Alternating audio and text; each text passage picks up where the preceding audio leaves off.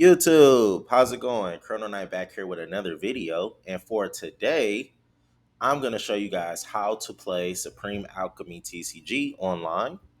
So, you just watched my previous video about the introduction to the game. You're super excited. You just joined the server and you land in the landing zone. So, you're here. So imagine this is, you're one of these people that just landed here. You're like, okay, I know what realm I really like. I want to get some cards and I just want to jump in. So, obviously, as you know in the previous video, you can go to the full database to see what the different cards are and what they do. But if you've already done that, or if you just are ready to jump in and start playing, what you can do is come down here to the starter decks. So I've already created a few forums where there's a deck for each of the four different realms that I currently have. And so for the sake of this video, I'll just go ahead and use the Draconis starter deck, as that's the role that I am, which is the red, as you can see here. So yeah, it comes with the little image that I created of a snapshot of what the visual deck would look like. And here's the copy and paste format. And so what you want to do is you want to go ahead and copy and paste this. I'm sorry, copy this first. Then you want to go over to untap.in. Assuming that you already have a profile created, you're going to go over into create deck. And we're just going to call this Draconis starter deck. And then we're going to click create. Also, make sure it's under custom CCG. That way you have access to my card pool, which is under the custom cards. So we're going to hit create deck here. Oops. Sorry, server's laggy today. Come on, come on. Okay, yep, let's try that again. Okay, so like I said, we're going to put in starter deck here. Make sure you have custom CCG clicked, and then we're going to click create deck. All right, cool. Now you might be like, what is going on? It's a lot going on. So you can make different types of decks and things of that nature. But what you want to do for this is simply click paste deck. And we're going to make this your main deck. And now we're going to simply copy and paste. Now let's make a couple edits. Considering this is already placed in the main deck section, you can erase this top line. That's just the indicator that comes with it when you download the deck. And then because we have a separate section for the face down pile, we're going to copy our alchemy creature and then just place it in the face down pile. And we'll go back to the main deck and make sure that's deleted so it's not trying to like do the same thing twice. Now, I think you can just go ahead and do everything as one paste, but I like to do this just to ensure that everything's nice and clean and nice and neat. And then we click import cards. And as you can see, it drops the entire deck here. And what we want to do is we want to click save. And we're going to go back to here. It'll automatically give you a default image that you can change in deck options. But let's go to visual view, and perfect. We just want to make sure that all the cards carried over perfectly. And it looks like we have everything, which is 34 in our deck and 2 in our alchemy deck. All right. So now you have a deck created. I'm going to go ahead and start up a game. Now, normally you would, have a friend ready to go and you would make a room for two. For this case, I'm just going to do a solo game so that I can kind of show you just some basics related to the game. And actually, right before we hop in, I want to add my energy tokens. Let me see here. So let's do this.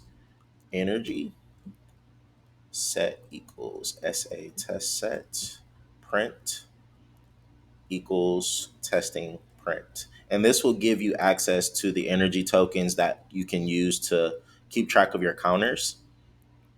As you can see, like these are just the placeholders for your resource pool.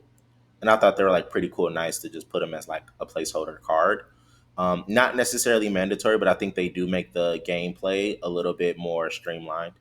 So what I would suggest is just put one of each in your play zone.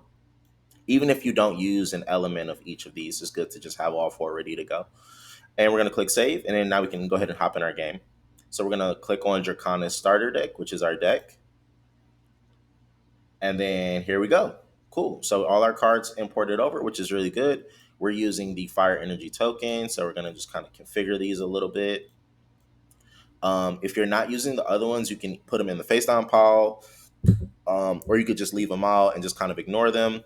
But I think it's kind of cool to just have them ready to go, and it gives your opponent a nice target when they're ready to attack you as well. Okay.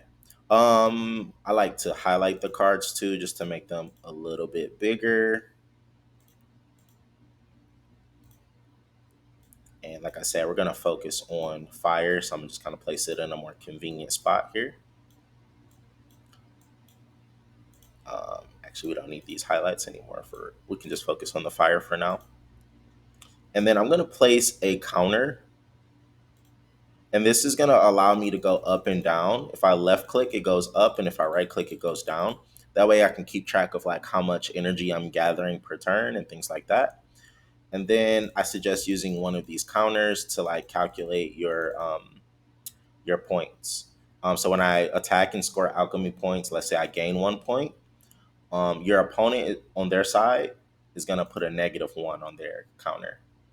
Um, and it's up to their preference if they want to use the white or the black or whatever the case may be. But just an understanding of that, this is a good area to track your points when you score points. Okay, cool. So let's go ahead and click on the deck, and we're gonna draw five.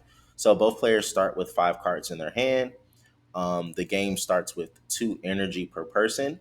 We're going to assume that I'm the person going first. And so I'm going to gain 5 on my turn. So now I'm up to 7. And let's say I actually want to play a card this turn. I'll play a Two-Headed Serpent here. So I'm going to right click to drop this down to 3 and then place a card in the zone. And now I have a card in play. This would be a good opportunity to also say if you wanted to have some cards or placeholder tokens or something here, just so you remember the configuration of the zones, you can do that, or you could just play like as normal, right? So you have 1, 2, 3, 4 slots here for your field zone. You have 3 slots here for the portal zone, and then 1 slot kind of in this corner here for your environment. Okay. Perfect.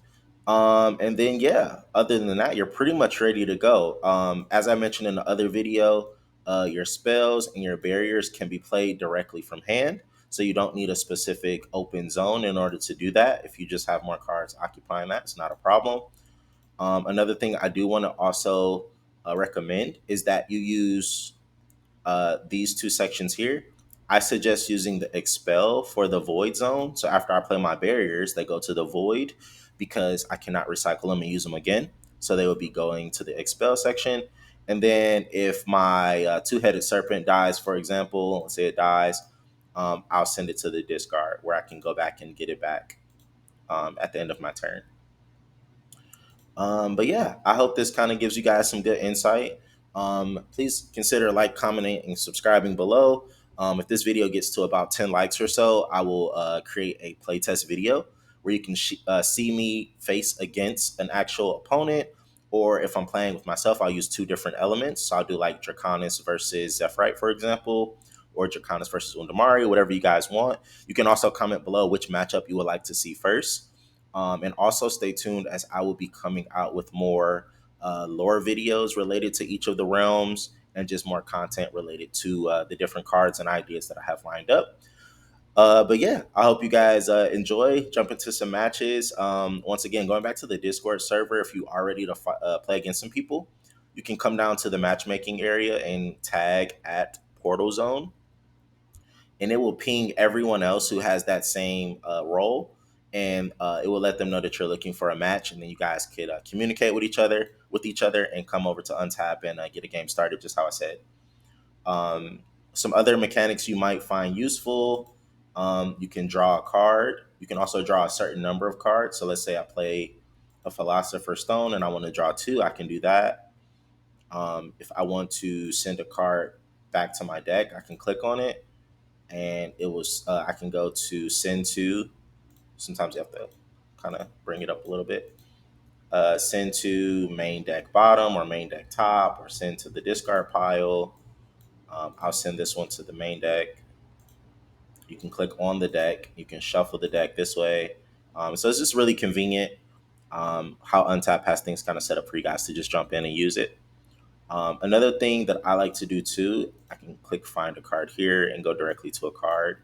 For an example, let's say like temporal stasis, for example. Let's say I have my flame giant here and I'm ready to attack and they activate temporal stasis against me. It says target one creature in the portal zone and cannot attack or be moved until the end of the, which will be the end of my turn, my next turn. I like to click invert because it kind of makes it look like it's stunned. It's like a little, hollowed out, glowing type of effect, which I think is pretty cool. And it's kind of a good way to keep track of like, oh, what's actually, unable to move or attack. And I think it's just like a cool look in general.